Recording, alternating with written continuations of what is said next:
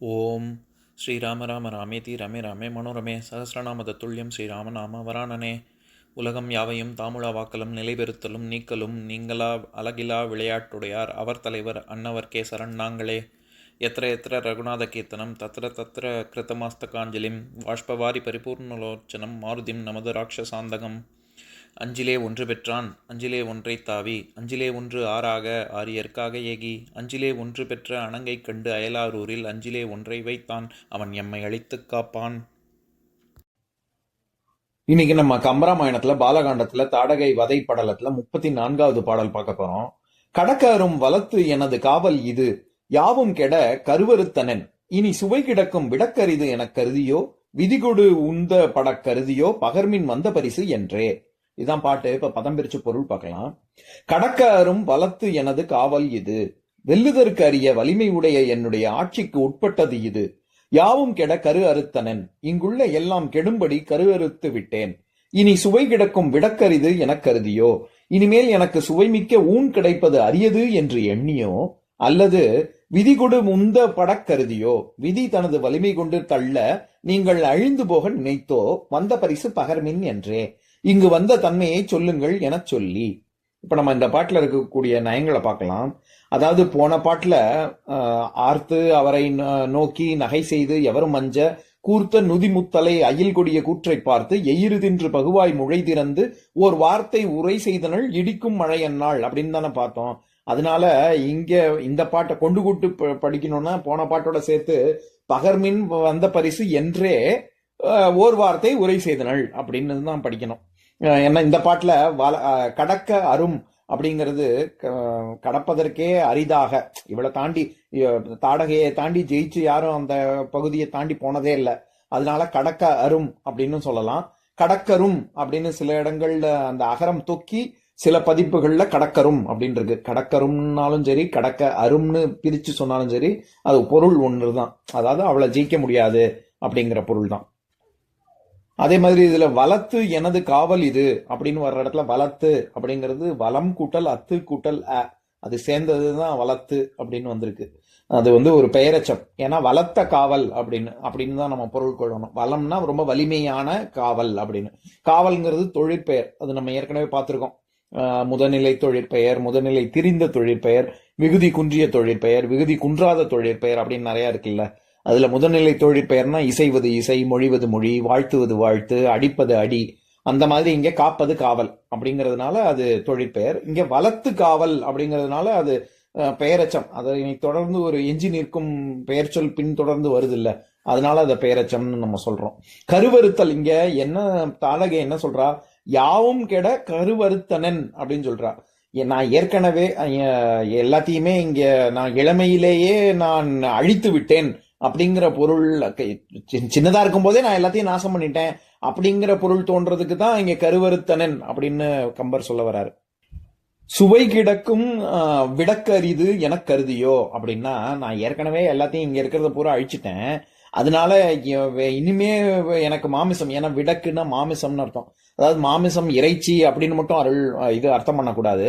அது உயிரற்ற ஒரு சவம் பிணம் அப்படிதான் பொருள் கொள்ளணும். ஏன்னா இங்க என்ன சொல்ல வர்றார் கம்பர், நான் பார்த்த தாடகை பார்த்த மாத்திரத்திலேயே அவங்க உயிர் அவங்களுக்கு சொந்தமானது கிடையாது, அவங்க நடைபிணமாகத்தான் இருக்கிறார்கள் அப்படிங்கறதுனாலதான் விடக்கு அப்படிங்கிற சொல்ல பயன்படுத்தியிருக்காரு. என்னன்னா இங்க நான் எல்லாத்தையுமே சின்ன இளமையிலேயே அழிச்சிட்டேன், அதனால நீங்க எனக்கு மாமிசம் தேடி தர்றதுக்காக, மாமிசம் கிடைப்பதற்காக நீங்க வந்திருக்கீங்களா, நான் உங்களை சாப்பிட போறேன் அப்படிங்கறத அப்படி சொல்ற.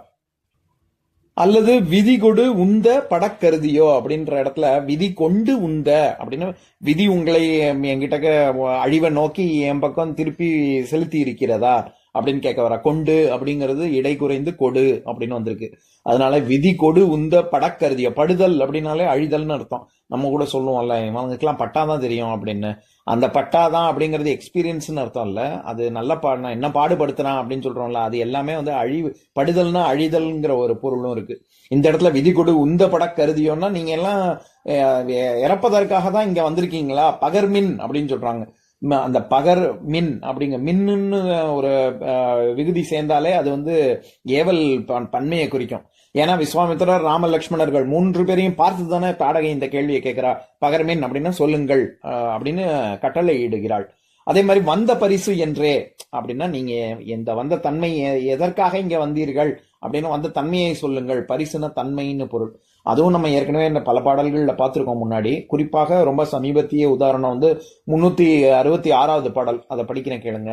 இங்கு இறைவன் அப்பரிசு உரைப்ப அது கேளா, கொங்கு உரை நரைக்குல மலர் குழல் துளக்கா, எங்கு உரைவது இத்தொழில் இயற்றுபவள் என்றான், சங்கு உரை கரத்து ஒரு தனி சிலை தரித்தான் அப்படிங்கிற பாட்டுல ராமர் அங்கு இறைவனை பரிசு உரைப்ப அந்த மாதிரி இவரு விஸ்வாமித்திரர் அந்த தன்மையில் விவரிக்க, ராமன் இவள் எங்கு இருக்கிறாள் அப்படின்னு கேட்டார். அப்படிங்கிற பாட்டிலேயே நம்ம பரிசுன்னா தன்மைன்னு ஒரு பொருள் இருக்குன்னு பார்த்தோம். அந்த மாதிரிதான் இங்க வந்த பரிசு பகர்மின் வந்த பரிசு என்றே அப்படின்னா எதற்காக வந்துள்ளீர்கள் அப்படின்னு கேட்க வரா. இந்த பாட்டின் மூலமா கம்பர் சொல்ல வர்ற கருத்து அதுதான்.